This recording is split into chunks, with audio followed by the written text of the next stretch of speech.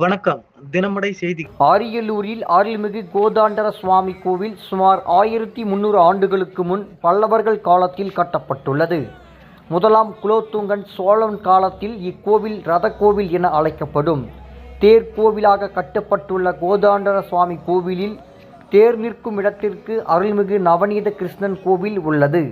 இக்கோவிலில் தேர் வெள்ளோட்டம் சமீபத்தில் நடைபெற்றதை அடுத்து இந்து சமய அறநிலைத்துறை மற்றும் நரசிம்மா டிரஸ்ட் மற்றும் பக்தர்களின் முயற்சியால் கிருஷ்ணர் கோவில் பல லட்சம் மதிப்பில் புனரமைக்கப்பட்டுள்ளது.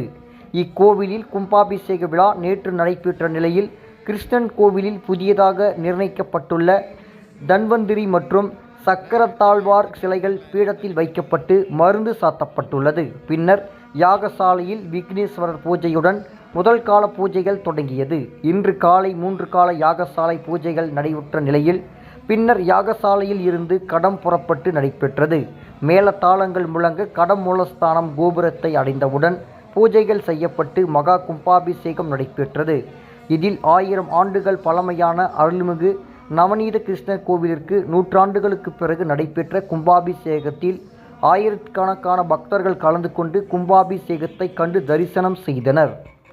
தினமடை செய்திகளுக்காக அரியலூர் மாவட்டம் செய்தியாளர் பாபு.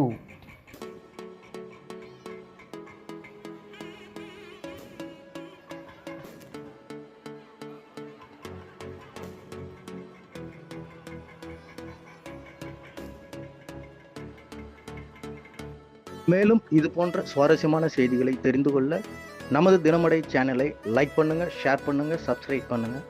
மறக்காமல் பெல் பட்டனை ஐக்கான் பண்ணிக்கோங்க.